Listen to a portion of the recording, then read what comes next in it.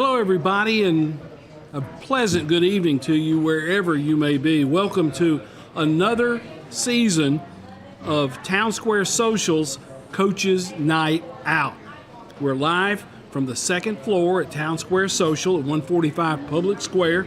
Our sponsors this year, Advantage Roofing Contractors, LLC, Donnie Self and Rob Painter, Kenny Salas and the hometown team of Keller Williams Realty, THW Insurance Services, LLC, Cumberland University Athletics, and the October 8th appearance on campus of Tim Tebow, and new to the program this year, DT McCall and Sons, Lebanon, Carthage, Lafayette, Franklin, and Cookeville, free delivery and assembly within 125 miles of Carthage.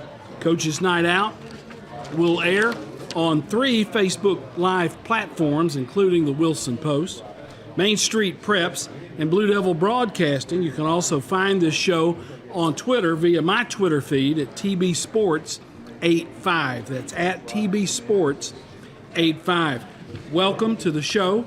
My first sponsor that we're going to have, we'll have all our sponsors up a couple of times during the course of the season, 12 weeks from Town Square Social.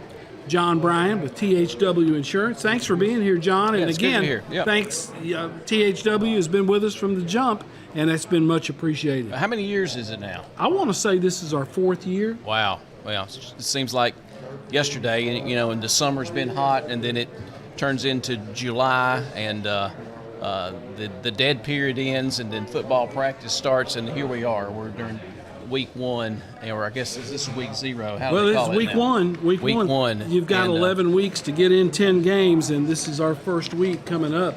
THW has got a little promotional item. You want to tell us about? We partnered with our friends at Wilson Bank and Trust on some refrigerator magnets, and we have 7 high schools in the county now, and so we've got all the high schools represented and their football schedules. And these magnets are available at 321 West Main Street, our THW office, or the main office of Wilson Bank and Trust. Go by there, and I think the Teller Row has got them there at 623 West Main Street. So Wilson Bank and THW is proud to present the 2022 football schedules for all the high schools, and I'm holding my home school, Lebanon High School, the Blue Devils, here in my hand. So go by, and if you're a parent, a friend of the program, go by and pick up a schedule, put it on your refrigerator, and follow your favorite team this fall. And you're going to give these to the coaches that are here tonight. They'll have a few for their assistant coaches and staff, that sort of thing. We've got enough to where we can outfit the entire coaching lineup for each school.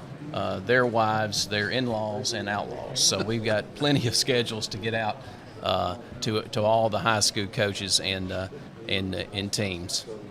Tell THW Insurance Services, John, a wide spectrum of services offered by your firm. Yeah, we do it all. We years ago when THW was started, some 21, 22 years ago, maybe 23 years ago now. Rick Thorne and Brownie Hall and Richard Whitener started the firm, and Rick and Brownie came from the supplemental side of insurance with their representation with American Family Life, which is now called Aflac, and Richard had the commercial side as property and casualty part of the partnership. So they came together and formed THW.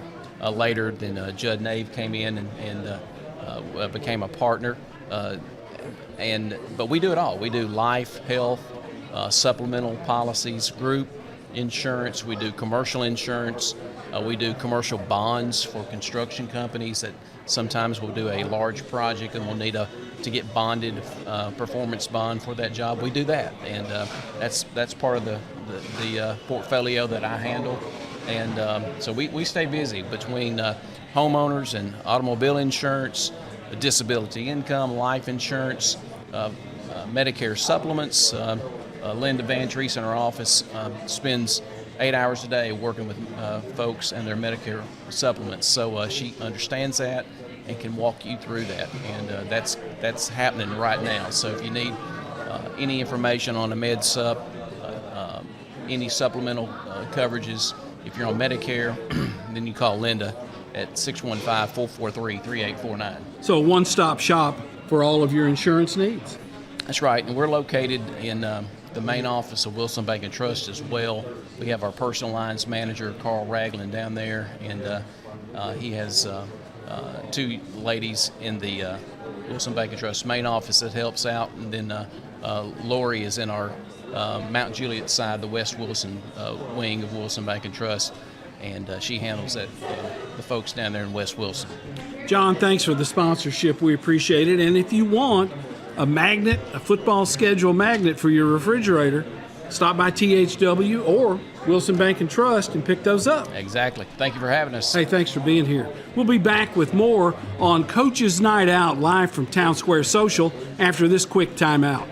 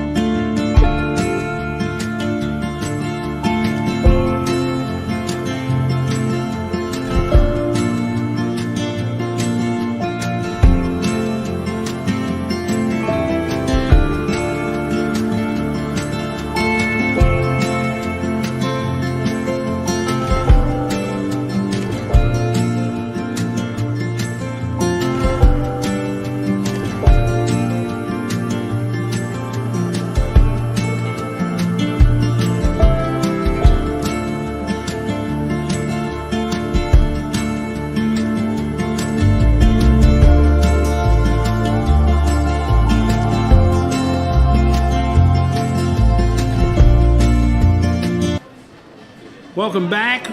Coach Chuck Gentry, our head coach, is with us, Lebanon High head coach. Chuck's always in the one spot on this show at Town Square Social. And we've got a prop for the show. We've got the Shop Springs Creamery, the official chocolate milk of Blue Devil football. And Chuck, Family Medical Associates and Pediatrics have made that possible for your Blue Devils to get that good chocolate milk every week for the whole season. Yes, sir. They, Jacob Woodard and Darren Reynolds and myself got together, and Jacob put together a little presentation, and the staff and doctors there so graciously agreed to sponsor, I don't know how many it is, 350, 400 bottles of chocolate milk a week. A week. All the way up until December, mid-December. So get us the whole semester, and it tastes good, and the kids love it. And matter of fact, we're having to limit and ration right now because they, with 160 kids going through there and coaches a day, that stuff would run out quick. But we're very appreciative of Family Medical and then Shop Springs for doing that for us and getting some good things in our kids' belly. Well, good protein, and it's been proven that chocolate milk is better than even some of these protein shakes the kids take. And straight from the cow. Yeah. And straight from our buddies at Shop Springs Creamery, who are big Blue Devil fans. Yes, sir. His wife used to teach ag here at Lebanon High School, so when they walked in, I knew exactly who they were, and they brought us some chocolate ice cream this summer, and I was sold. And team meals are a big part of what Darren Reynolds has done with our Blue Devil Football Foundation to provide meals for 160 kids, and that's a great problem to have. You feed the varsity twice on Thursday and Friday. You feed the freshmen on Thursday, and sad to say, but that's really a great meal for our guys, and for some, maybe the best meal they get all week. Well, it's always a good time, and when you talk to our kids, they love the camaraderie that they get sitting around with their buddies and teammates, and sometimes the coach will sit down with them, and they get to chat with us, and then it's fun to be able to fellowship and break bread with each other in a non-football setting that and things that you'll remember, when you're 40, 50, 60 that happen, on Thursday and Friday nights in the cafeteria. And these are good meals.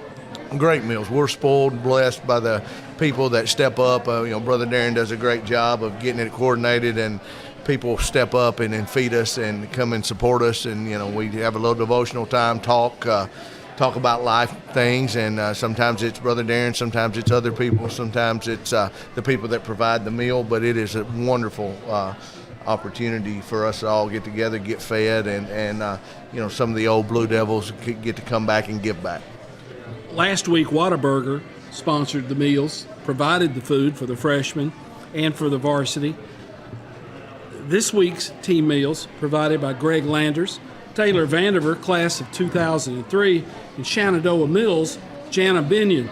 Thanks to you folks for providing those meals for Blue Devil football. And if you have any interest in helping in the Blue Devil Pantry, just contact Darren Reynolds. You can find him on all the social media sites, or call Emmanuel Baptist Church.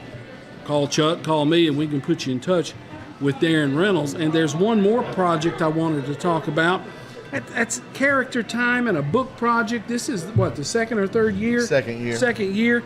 Partlow Funeral Chapel, John Greer Jr. State Farm Insurance, and Sellers Funeral Home sponsor that aspect of the program, and talk about what that does for your kids, Chuck. Well, we have different days, Thursday or Friday, whether our freshman or varsity is reading the book, and it's a 10-chapter book. We take it week by week, and we talk about whatever's in the book. Last year it was Make Your Bed, and it's a retired military general, and it's Make Your Bed, and then this year's the Hero Code, and it talks about, everybody's got a little hero inside of them.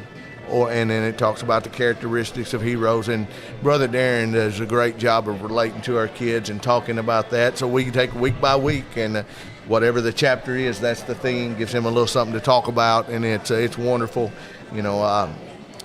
our cheerleader sponsor is an English teacher, and she come down there the other day and was amazed that we were sitting around reading a book on Friday before we got ready to play. And so it's just it's something that they'll never forget, and something that they can take home with them, and something that we can talk to them, because when this is all said and done, it's more than about football. Speaking of football, Friday, August 19th, week 1 of the TSSAA season. Rossview at Wilson Central, Lookout Valley at Mount Juliet Christian, Fayetteville at Watertown, Mount Juliet at Gallatin, Friendship Christian at Trousdale County, Green Hill at Siegel, and the Blue Devils travel down Hobson Pike to take on Antioch. They're having a big wing ding down at Antioch. They call it the Bear Fair. They're inviting back all their alumni, former players, that sort of thing. New coaching staff at Antioch. Probably you don't know what you're going to get out of Antioch on Friday, do you, Chuck? Well, we don't. We've seen a little film. We traded a little film. I've talked to Coach Arnold a couple of times. He Antioch alum, been coaching at David Lipscomb Academy, and he's got some excitement about him, and bringing back some pride to that program. It's the first game. A lot of excitement in the air. They've got about 60 kids, which is double what they had last year, maybe a little more. And he's trying to play a lot of kids to keep the interest up. And he's got a tall task to rebuild that program, but he's like I said, alumni, got some pride, been around a lot of good football, played some college football, so he's got a pedigree, and hopefully he can get them back on their feet and competitive again. Our preseason, Lebanon's preseason, has kind of had some ups and downs a little bit. Some kids a little beat up, but for the most part, everybody's pretty healthy except Bryce Neesick going into this opening week, right? Well, Bryce has been on the soccer field this week running and doing things, and he's pretty healthy. Just the timetable to get him back. I think he goes to the doctor tomorrow or Friday, and we'll see how it goes and plays out. But the normal bumps and bruises of camp and of the grind, and we try not to beat on each other too much with a veteran team that we feel like. But there's a time where you've got to do that, and we've had Jalen a little banged up, but Kason Kincaid stepped in for him and did a good job, and we've limited some people and got some other people some more reps, but all in all, it's been a good fall camp, competitive fall camp, and I think we're itching and ready to play. Most recent time out, when you were dressed out in the Jamboree against Station Camp, how'd you think your kids played against Station Camp? And in basically a quarter of the number ones getting after it, and then trying to clear the decks in the rest of the period. There were some good things, some bad things. Wasn't very pleased with how we blocked up front from tackle to tight end, at times. But there's times where I paused it and I told Sean Heath, that's a good run, but I'm fat and 46 and can run through there. So we made some holes. You know how it is. Those guys haven't got a lot of snaps together. A lot of it's been pass blocking, screens, things like that. So to line up and say, all right, here we go, we're going to run it downhill, we haven't done that a lot. And so that takes time and some continuity, and it's hard to do it in practice against the scout team and stuff. You don't want to go starters on starters, and then I'm conflicted. Who do I want to win? And it's just it's going to take a little time, but all in all, pretty good night. We came out healthy. Everybody got to do it, and like I said, we were sitting at having a meal, and Anthony Crowell asked me what the first play was, and I said, I don't know. I hadn't even really thought about it. We're not prepared anything. He said, well, I like that stop and go to number 2 out there. So we called Anthony is number 2. We called it, and touchdown. So I asked him if he's going to start calling plays too, doing everything else. But just a good night to get Jalen back out there and let him throw it around a little bit. You could tell he was rusty. He missed a throw or two there, and but all in all, come out healthy and unscathed. So a good night, and made a little money, got under the lights and stuff like that. So it was a good night. Defensively up front, I really like what your football team can put out there when you got guys like Kleinard, Stonewall Jackson, and DeMonte Cook up there. 3 guys who can really get after it. Well, three veterans that have all three of them been playing 3 years up there basically now, and it's good to have that experience, and they're tough to handle. They all bring a little something different and to the table, and we expect a lot out of them. We have a hard time blocking them every day, so we expect them to keep our linebackers clean and to do the things, and Coach Williams gets after them, and they take pride in doing the small things and being technicians, and hopefully that keeps those linebackers free and let them fit and run and make tackles, and when they're blocked one-on-one, it's their chance to make a tackle, and maybe get a little pressure on the quarterback or whatever it alludes to. But those are three good returners that we expect a lot out of. When you're getting good play out of that front, the back end of your defense really gets a break. They don't have to cover for so long. And you've got some fresh names, some fresh faces back there in the secondary. Yeah, we're lost 2 corners, and we've got our 3 safeties back, and Anthony can bounce and play corner if we need him. But we've got 3: David Aluya, which is a senior; Chaston Dixon, which is a transfer from Dixon County, who's a junior; and Damian Calloway, who is a sophomore. And all 3 have big-time potential. We're really, really good football players. David, 6'2", 180, good-looking kid. Chaston's probably 6'1", 175, and then Dame's the smaller, 5'10", 150 pounds. But he may be the one that'll strike you the most. He'll throw his body in there. So a little different on all of them, but we expect good things from all 3 of those, and we expect the way our defense is lined up, those guys will get tested. They have in the preseason and have held up well. Aluya is a guy who came to your program having not played any football at all. And you got him in 9th grade, worked him hard in JV, and here he is as a senior. The kid looks the part. If he can come through, what a plus that is for the defensive side of the football. Yeah, David was trying out for basketball, and we got him off the basketball court and said, "You need to play football." And he actually asked me if I was talking about soccer first, and but he's a good-looking kid. He's worked extremely hard. Always has a smile on his face. We went to Blackman, put him in press man against the kid that just committed to Mississippi State, and Coach Tygard texted me and said, "Who is that kid?" Nobody covered him man-to-man like that all last year. And David don't know any better. Just get out there and play. And he's a competitor, and he's going to make some mistakes, but he's going to make some wow you plays too because he's that athletic. Gavin Tomlinson, a guy you call Tommy, makes plays defensively and is not the biggest kid, not the strongest kid, but he's always in the right place at that linebacker spot. Well, Gavin is one of those guys. I kid him all the time because when we played on TV, he got the Tennessee Tough. Yeah. And, I kid everything he says to me. I said, well, I'm not Tennessee Tough, so I don't know.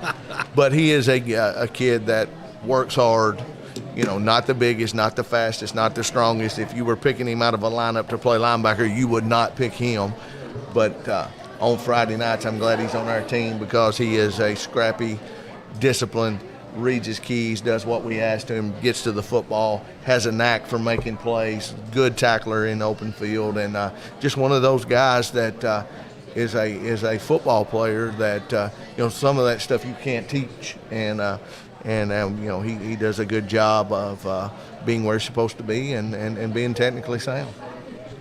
Defensively, how do you set a game plan for a team like Antioch where you really don't know, other than a couple of scrimmage films, what you're going to get? You really could see just about anything on Friday night. Yeah, we feel like they're going to be a spread football team. So, we have practiced. We practice for everything. Anyway, we call our stuff and we make adjustments and checks, whether it's a tight end, no tight ends, empty, 3-by, 2-by, all of the stuff that you can get. And, facing our offense in practice, they see a little bit of everything. So we feel like it'll be similar. But we feel like there'll be a no tight end spread football team, very similar to kind of how we are. I don't think they'll be up tempo or anything like that, but you never know. I mean, you've got to be prepared and just go out there and basically a base game plan, make your checks, and let's read our keys and play football and run to the football and do your job. Offensively, Lebanon's going to do Lebanon things regardless of what kind of defense they see. Yes, I mean, we're going to do what we're going to do. We're going to have a tight end. We're going to do motions and flips and flops and trade and jet and all that stuff. Then we're going to get into, some spread stuff and be anywhere from two wideouts to 5 wideouts. So it just depends on the nature of the beast. And we've got a veteran quarterback, and most of the guys up front are veterans, and most of our returners are veterans. So we're going to be able to adjust on the fly based on what they give us. We feel like it'll be a 4-man front.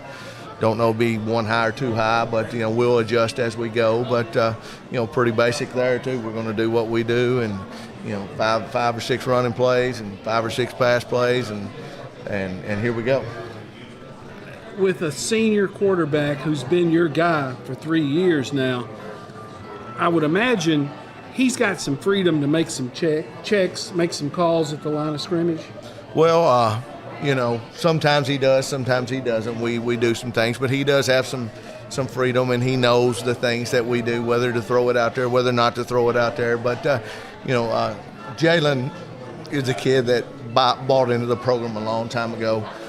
Biggest emphasis I can give on that is we're playing 7-on-7 this summer. He was our captain. We won the toss, and he said, let's play defense, because we always say we're going to play defense first.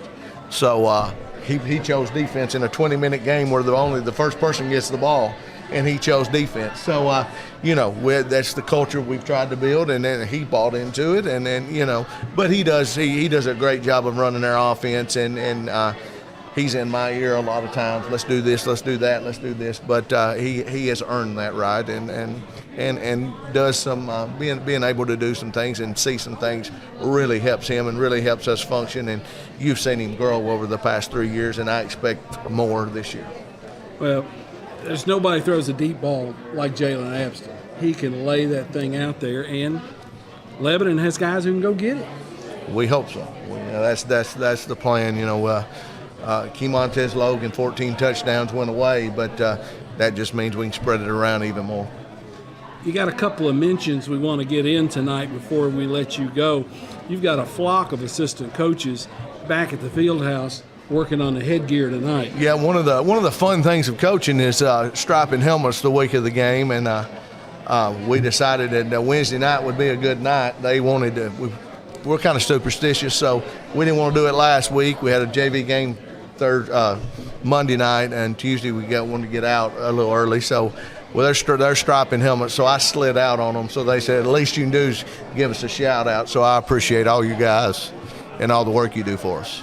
And your mom and dad celebrating this week. 59 years for Puddin' and Preacher. Happy anniversary. Chuck, that's great. Best of luck to you and the Blue Devils on Friday night. We'll have the broadcast. Joe Gardner will be with you in the post game. It's time. Your 6th year now at Lebanon High, right? Time flies when you're having fun. Boy, it does. It sure does. Chuck Gentry, head coach of the Blue Devils, with us here on Coach's Night Out, live from Town Square Social. We'll be back after these words.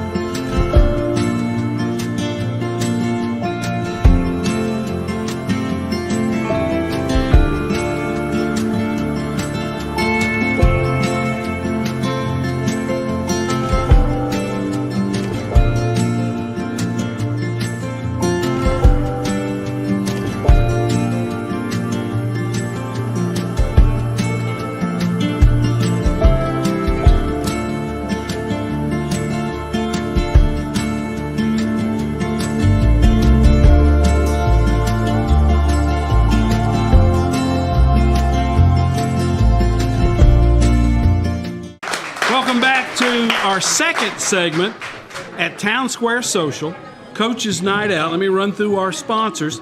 Advantage Roofing Contractors, LLC. That's Rob Painter and Donnie Self.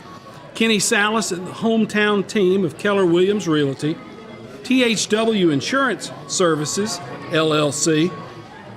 New to the program this year, DT McCall and Sons, Lebanon, Carthage, Lafayette, Franklin, and Cookeville.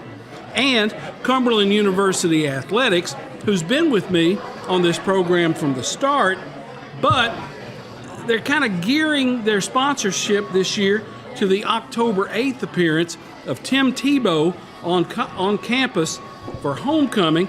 Tim Mathis, head coach of the Cumberland Phoenix, with me right now. And Tim, that's going to be a big event for Cumberland University. It is. It's a cool thing that they were able to get him to come to campus and share. He's a great speaker, so share his message with everybody. And I think they've gotten an incredible response to selling the tickets to come hear him talk. So on campus, they're real excited about him coming and talking to everyone. And as I understand the time frame, that's Saturday, October 8th. Normally, your kickoff for afternoon football games closer to 1 o'clock. Right. Tebow's going to speak at 2. They're at Noakes Lassiter Field, and the hope is to fill the stadium up at 2 o'clock, and then you're going to play the football game at 4 o'clock against Campbellsville. It's the homecoming football game. And again, there's a lot going on campus. Tebow will speak to other athletes there at Cumberland after his remarks to the general public.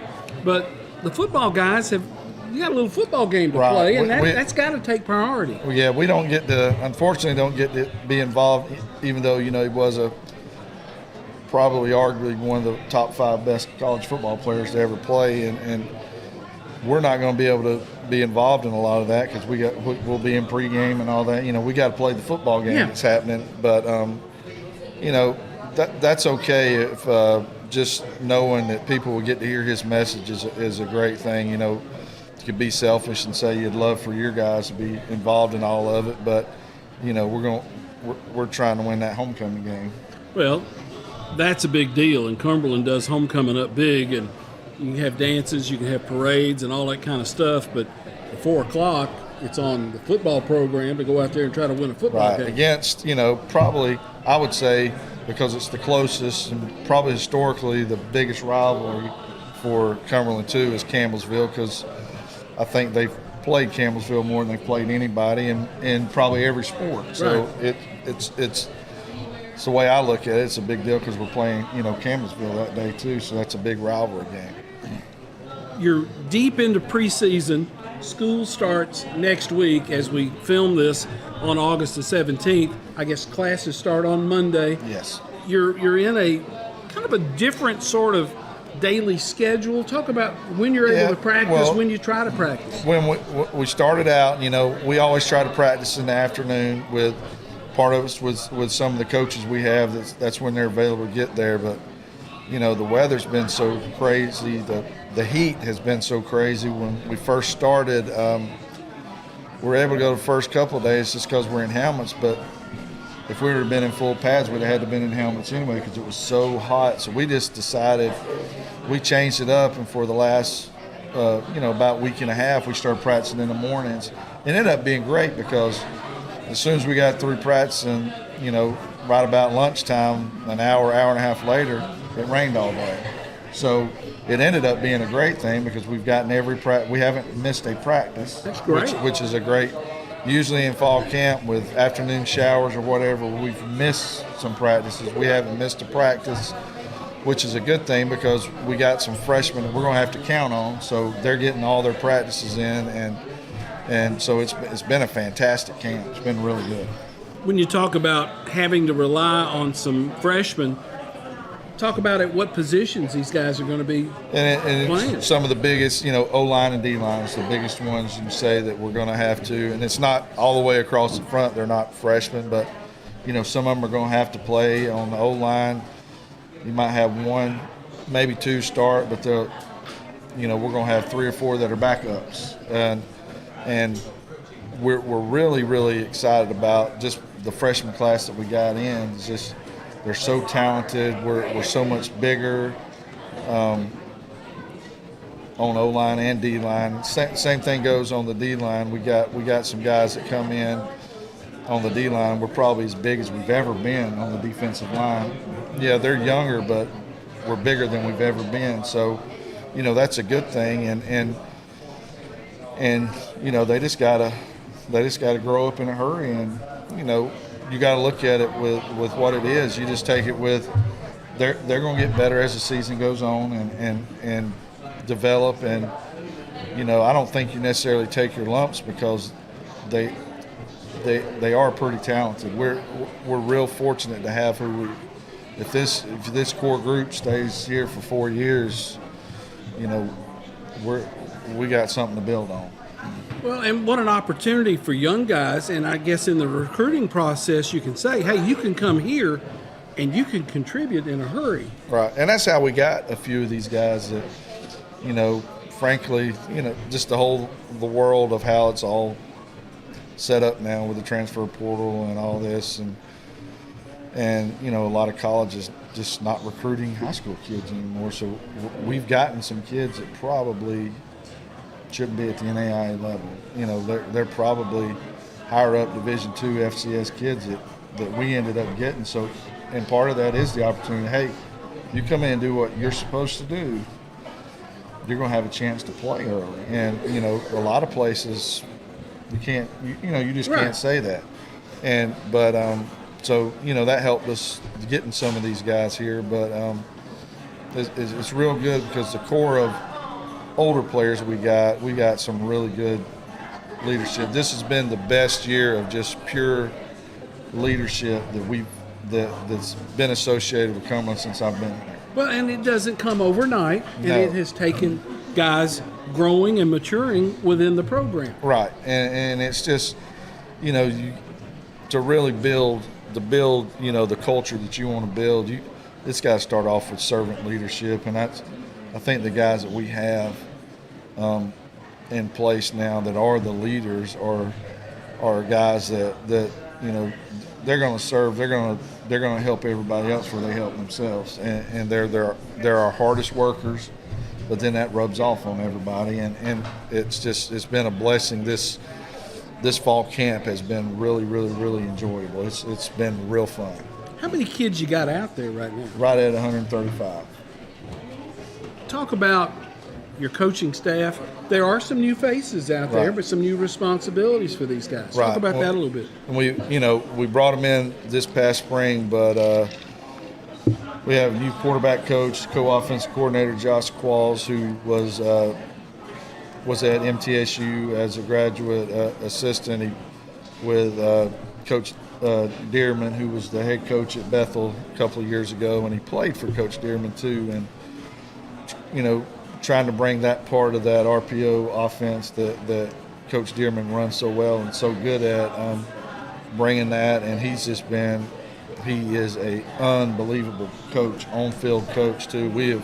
Our quarterbacks are it's just elevating because our quarterbacks are doing unbelievable things, and it's going overall to the offense. And then, with that offensively, another year with Coach Barton as the O-line coach, and he's now the co-offensive coordinator with Coach Qualls, and they have a really good mesh of working together, working out the run and the passing game, and that's been fantastic offensively. And just the way it all kind of shifted is I'm working with the running backs now, coaching the running backs as a position group, which I really enjoy, to just be back coaching a position, and it just makes you feel a little more involved in what all's going on. But really excited about what we're doing on the offense and how it's evolved from the spring until now, and the defensively, we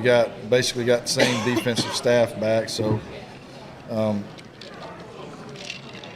just the continuity of that group too, because in the past that's been part of our strong suit has been our defense. Torian's he does a phenomenal job with the defense. They play for him. They play lights out for him, and everybody he's got helping with Coach Higginson at linebackers and Coach Lee at D-line. It's great to have that part, being just going for another year. Talk about your special teams, the kicking game a little bit. It's got everybody. We got a couple of new guys, but everybody that's in the kicking game is still going to be there. Matthew Pewitt, who Mount Juliet kid is our punter. Does a fantastic job. He can thump it. Yeah, he can, and he's done real from spring on too. He's just getting better and better. My son Hunter is still going to do extra points and anything 30 yards in is his, and then Austin Nunley is our kickoff guy, and he does our long field goals as well. And so it's a pretty good fit for all of them. And they know their role, they know what they have to do, and that makes it a whole lot easier because most of those crazy kickers, and they're in my family too. So, but it's a joy when they're fun to be around. You're coaching running backs. Talk about that running back room now. Who are some guys that we're going to see? It's definitely. You could say the reason I'm coaching is because I wanted to go coach the best group we got, but that's not how. It's not why I decided to do it, but it's probably our best room in our on our team. We got 4, maybe 5 guys, 4 definite guys that could start on any team in the country. Probably 5, and so it's going to be hard to manage that in the sense Traylon Shepard's coming back. He's a dude. He's a workhorse. We got a transfer kid we got in from the spring that came from. Originally, he was at Kentucky Wesleyan, went to Marion University, which is a really, really standout NAIA program. Corey Johnson, he's a dude. Now, what's Corey's story? He just the connection is when Coach Smith was at Kentucky Wesleyan. Okay. Corey was there, so that's how we kind of ended up getting him there, and then Nick Burge is back. Nick's a fantastic runner. Be a junior this year. He's from Rome, and then we got another transfer in from that just graduated from Tennessee Martin, Jarius Johnson, who's from Franklin County in Tennessee. Was stud, Mr. Everything, high school football player that graduated at Tennessee Martin. He came and visited, and we just hit it off, so we got him there too. I mean, he looks like he could play outside linebacker, and he's big. But Corey's the same way. Corey's a bigger body kid, so we just have some straight dudes there that when we rotate, nothing's slacking off. It's just going to be the same. And we're going to put 2 of them in the backfield a lot of times too, where you got choices of how you're going to have to defend it, which is going to make it hard. It's going to make it harder on defenses to defend us with all those guys on the field. Quarterbacks, what are we looking at? Still a battle. We haven't named one, and Brandon Edmondson coming back. Coach, it's amazing to me the gains he's made from this spring to this fall under Coach Qualls. He's still battling. We have a transfer coming in from Eastern Kentucky, Luke Holloway, who's doing unbelievably well too, and they're kind of similar. Brandon's more of a running background from his high school, running triple option stuff, but Coach Qualls has done an unbelievable job of coaching him in the passing game part of it. Luke's more of a thrower, but can absolutely fly, can run real well. And of course, Braden Sanders comes back too that we had here, and then we signed a young man out of Georgia too, Zach Holtzclaw, who he's not a really good runner, but he might be the best passer out of all of them. So, you know, we're real happy where we are in the quarterback area too. But nobody's just said it's mine yet. And we'll probably first game we'll probably go in playing two, if not three quarterbacks. You still having your Saturday scrimmages? Yes, we had one this past Saturday that I think the defense dominated more than the offense. But then when you put on the tape, it wasn't necessarily, you know, you're just one if in the zone blocking scheme. If we can just get to the linebackers, and this week during practice, we're getting to the linebackers. If we'd have got to the linebackers in the last scrimmage, we'd have ran the ball for days, and we did some good things throwing there too. But the defense probably dominated the day, which I'm not complaining about either. It's a good thing. We'll have another one this Saturday, and last one and this one we've had conference officials there, which helps the kids, helps our conference too, of getting some of these guys some reps before the season starts, and you know, try to build a relationship with those guys too. And you know, we don't have officials when we practice, so making sure the guys are lined up properly. Tell the officials, call everything. Let's do it so they understand what's going on. So, but we'll have another one this Saturday at 9:30, and then Public's invited to those, right? Oh, absolutely. Public can come to any practice. We're definitely not. We definitely don't close our practices off. If you want to come watch the good and the bad, you're more than welcome to come do that. But the public's definitely invited to come watch it. And then, you know, after this Saturday, it's a week away from Point. Talk about that first one, home game against Point out of Florida. Georgia. Out of West Point, Georgia. It's right on the Alabama-Georgia line. You know, and it's kind of like going in, even though they're not in our conference anymore, but it's kind of going into our season. They have a new head coach.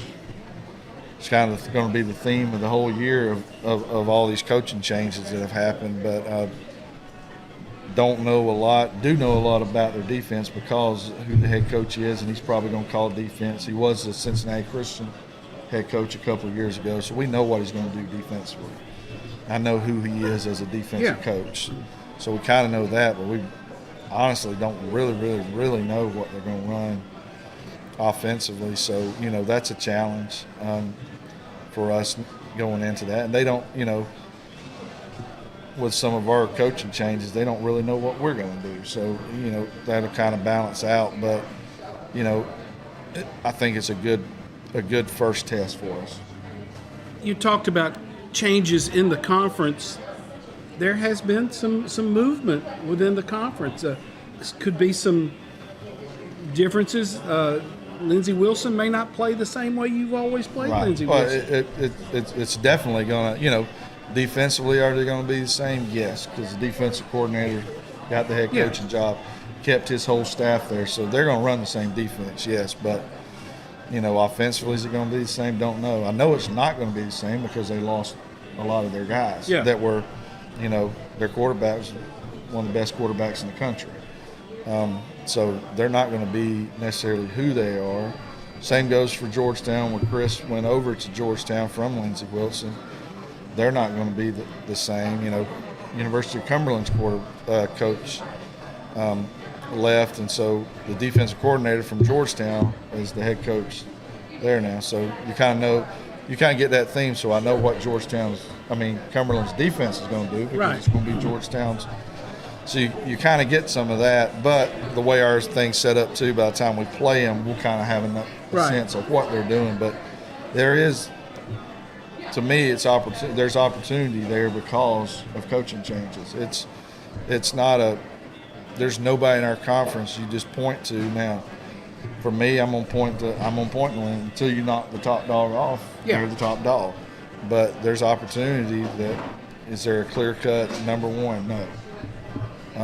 But, you know, season to hash that out. But it's been a crazy, wild, you know, this will be my 5th year at Cumberland, and besides Coach Perry at Campbellsville. I'm the oldest tenured coach in the conference now, as far as being at schools. Coach Oliver's been in there a long time, but he changed schools, Right. so that makes the league totally different. And about your football facility, word was released that the money has been raised and budgeted to go with a field turf on Noakes Lassiter Field. There's going to be a new scoreboard. There's talk of taking that track out and going with some nice walkways to have maybe a nice entrance way, an official way to get into the stadium. The old press box is down now.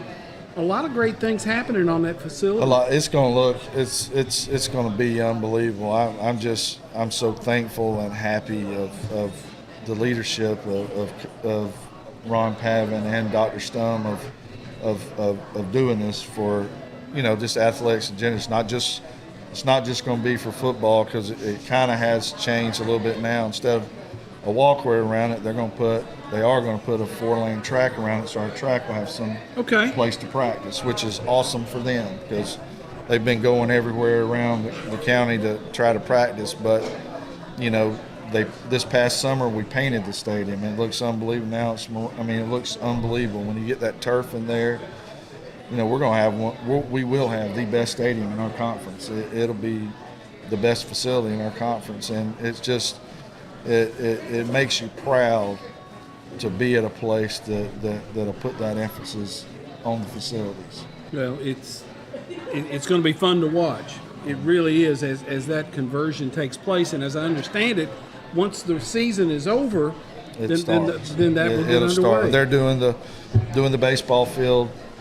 It's going to start sometime here this fall, and they'll turf the infield. Right. Of baseball, and then when field turf gets through with that, they're just going to move their equipment. That's kind of why it was, so you don't have to pay for equipment to be moved, because they're just going to move it across 231 and start on our facility. Exciting time to be at Cumberland. Very exciting. Tim Mathis, head coach of the Phoenix, with us here on our first edition of the 2022 version of Coach's Night Out, live from Town Square Social. As always, Tim, thanks for being here. We appreciate it. Thank you. Go Phoenix. Tim Mathis with us. We'll be back with more here at Town Square Social on Coach's Night Out after these words.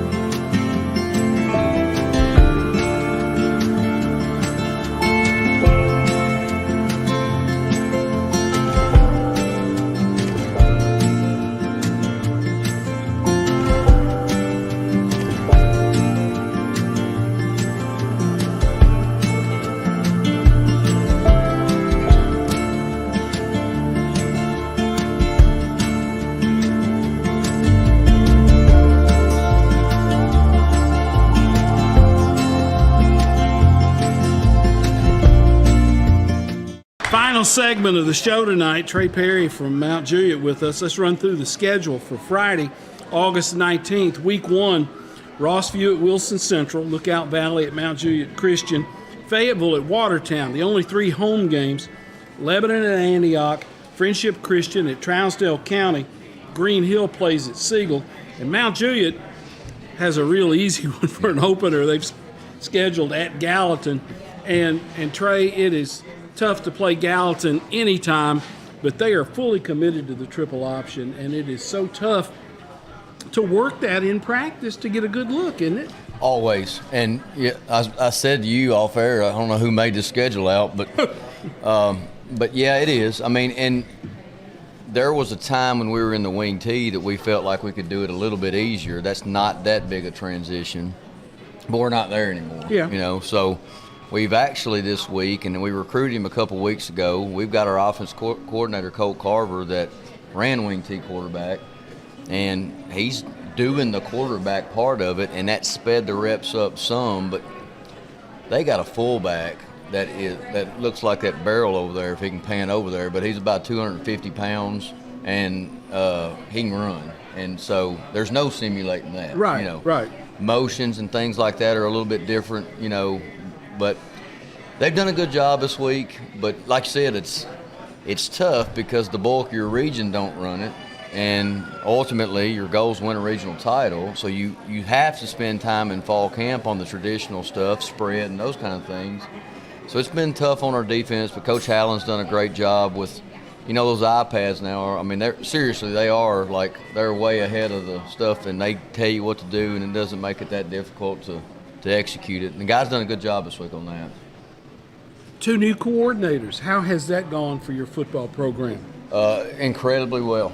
And, you know, they both are former Mount Juliet Bears, or they're still Mount Juliet Bears. They played. Matter of fact, the claim to fame with them is in 2010, which was Colt's senior year. Chase was the center.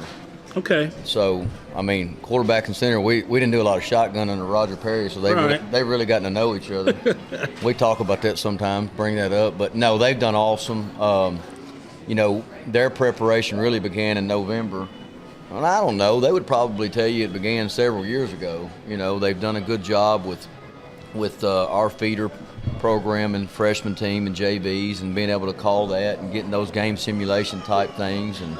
And Zach and Greg both did a good job too of, you know, teaching them over the years and allowing them to do some things. But this is their deal, and that's what I told them from the jump. And I think they've been incredible with the kids. Huddle's a pretty amazing deal. You know, kind of like I was talking about with the iPad, the advent of all the Google forms and those kind of things too. They've been great with that, and that's what the kids sort of recognize and gravitate to. So I told my wife earlier that both of them gave out quizzes today, and I had to study more film to make sure that I could make 100 on it. So I think I did, but they're not going to tell me if I didn't. You've got some guys on that football team, Trey, who have got their college path figured out. Some kids who have had good high school careers who will be playing beyond the Fridays and be playing on Saturdays. Talk about those guys. Well, you know, and we've been fortunate this year. This class has been together for a while, and we've added some pieces, you know, due to the rezoning and those kind of things. But the best thing I can say about all of them, whether they've committed or not, you know, because in Ceze's case, he hasn't committed, but he's got some incredible offers. So wherever he goes, he's going to be in a really good position. And, of course, Aiden and Ethan and Griffin have all committed. But the best thing I can say, and I hope that our younger crowd is listening to this when I say it, they are playing in the moment. You know, Aiden and Ethan committed quite some time ago. Yeah. But all I've seen since then is foot to gas.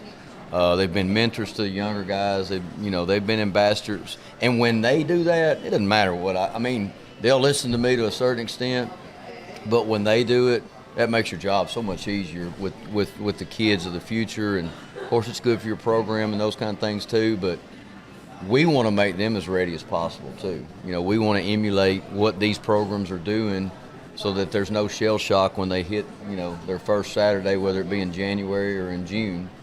So I can't say enough good things about them. I'm proud of them, but I'm not ready to let them go yet. And we talked about this a little bit before we went on the air. The dilemma for a high school football coach getting ready to play the season opener, how much do you go good on good? To get that good work, you've got to do goal line work. You've got to do inside run game. There's got to be a certain amount of thumping during the week.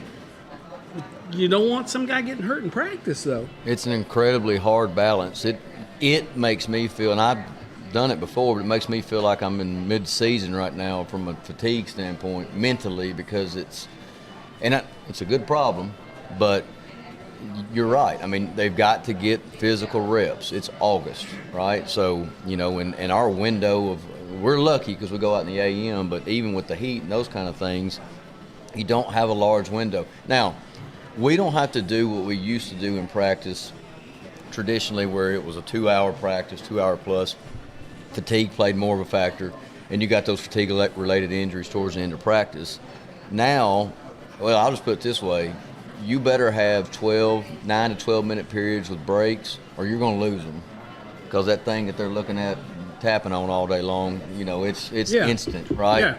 So we kind of structure our practice that way to begin with. We build in our conditioning inside of that, but I've seen you go to a kicking game right in the middle of everything, and they're covering punts. Right. Not just to cover punts, but they're getting those sprints downfield. Right. They're getting that work in. And we'll do these sudden change periods and move them physically from one place to the other quickly to simulate a sudden change in the game, But yeah, I mean, it's tough because there are certain guys, I've mentioned 4 of them, there's a few more too, that they play a lot of football. And past their conditioning reps, there's not much else we need to see, until this Friday night.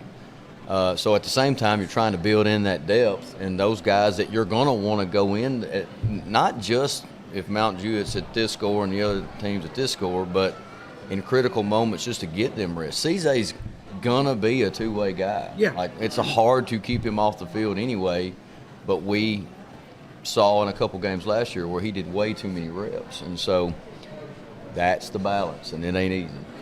I talked to him picture day about what he liked to do best. And he said, I really like playing defense. He said, but I like scoring touchdowns. And he wants to be out there. And you've probably got to keep an eye on him and get him off some and get him some rest, because he's big in the kicking game too, right? Ultimate competitor. And he gets mad, which I like it, and I felt like I was the same way. Now, comparing me to him athletically I'm not going to go down that road because he's far more talented. But yeah, I mean, he'll be a part of our return game because he's not just because he's dynamic, but he's smart. He knows when to field, when not to. Can help direct. We've got another young returner we're pretty excited about, and he can help him out too. But yeah, I mean, you're trying to find the places to rest him, but it's hard to get him off the field because of how valuable he is, and because, like you said, he wants to be out there. Well, and he's a guy who kind of burst on the scene as a sophomore, and he's been out there ever since. Yeah, I mean, and the thing about it is his early career was all wide receiver. The transition to defense sort of started last year, and of course you go to camp and they see how long he is and that he can open his hips and those kind of things, and they look at corner and they look at safety, and that's very attractive, but he's fell in love with it. I mean, he has to split his time in the meeting room, but Coach Hallen would say he gravitates more to the defensive room. I don't know if Coach Carver might argue with that, but. Do you think at the next level he's a defensive back? What I say now to coaches is the short answer is yes. And I think he can play either. I think he can play in the slot corner too, because he's pretty effective coming off the edge. If you need him to blitz, he can play the run, he'll tackle, and those kind of things. But then he catches the ball the other night against Ensworth and breaks 4 tackles and scores a touchdown. And I'm like, I think he can do that too. We had a picture of him breaking that tackle, and then there was another shot of him in the end zone celebrating. Those are things that you just don't teach that. No. That's natural. And we were fortunate this year, and I say that because, we didn't have a lot of major injuries or anything like that in fall camp, but we scrimmaged some people.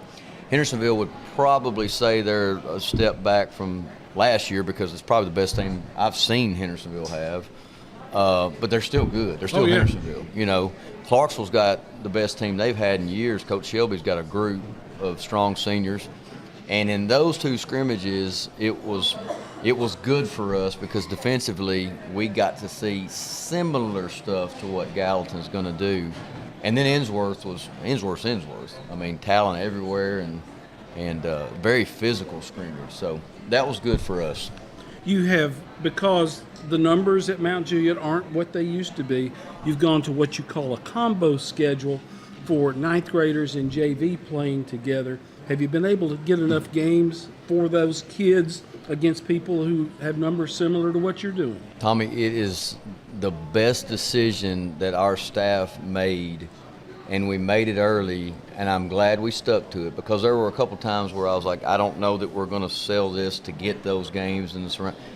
We've got 8 games. Our schedule's strong. We're playing all of them on Monday, which turned out to be pretty. It didn't. I mean, I wish I could take credit for this, but it worked out. We've got 3 Thursday night games. You've got a lot of teams that have Thursday night games because of shortage of officials.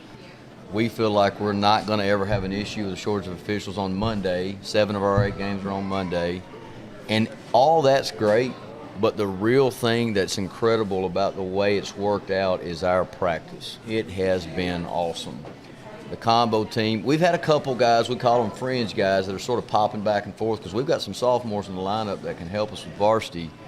But they want to go and play, like if they're a two-way guy, go play on the other side in combo too. And just from the coaching aspect, from what we're getting individual and all those things, it's been really, really good. Now, makes scout team and those kind of things a little thinner. Talk about best on best, you got to do it a little more. Yeah. But you don't have to get as many reps because you feel like everything you're getting is quality. So far, so good. As we wrap this up a little bit, I wanted to say this. I was at Mount Juliet's picture day, and it was hot, and I didn't have much to eat that morning, and it was hot, and it was humid. Did I tell you it was hot? It's very hot. And about an hour and a half into it, I got a little dizzy. And I said, well, there's no shade where we were. I said, there's shade under that overhang of the concession stand, and I'll just go over there. And I took about 2 steps, and wham, I'm down. And James Tapia, your trainer, never left my side.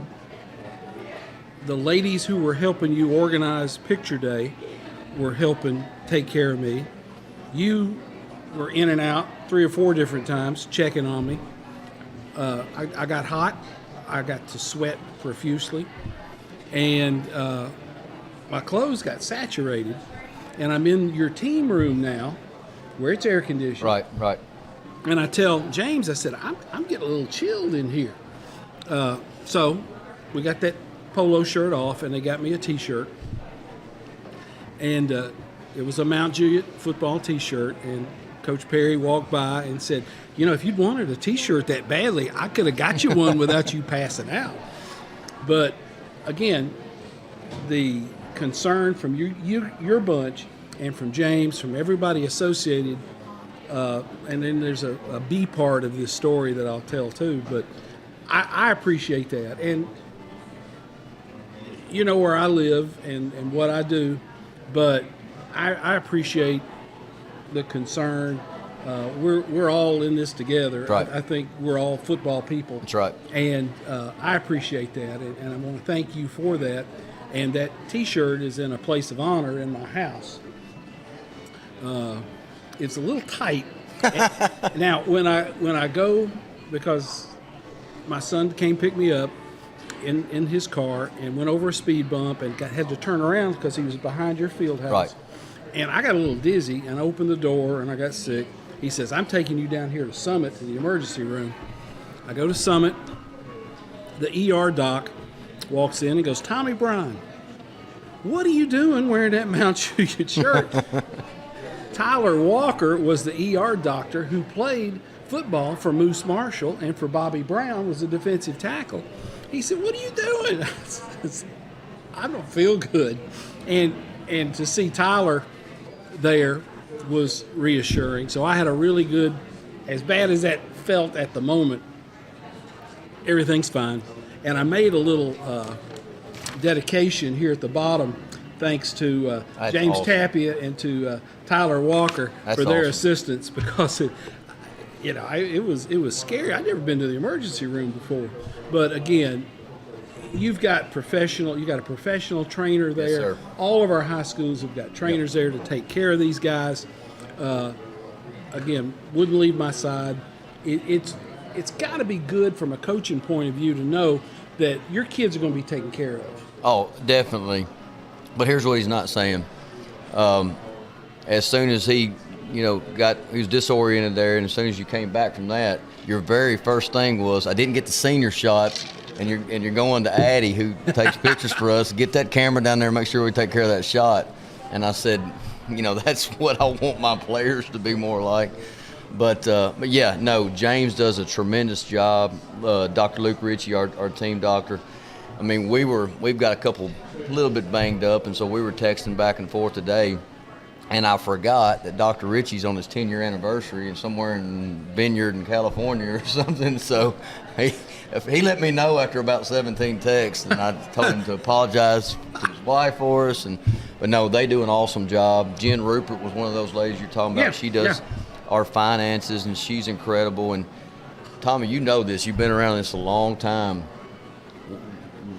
We don't get full staffs like you see at the college level. And so one thing that people said about my dad a lot was he got a lot of work done for a T-shirt and a cap, but that's sort of the way that they come together in this deal, and you're right. I mean, we are all in this together, and I was proud of them that day, but it didn't surprise me. Yeah, like, that's just what they do, So like the time that I tried to race my two seniors and tore my hamstring right in the middle of the 40-yard dash, Dr. Ritchie was there for me the next day too, because I thought I was going to get to coach from the press box for the first time.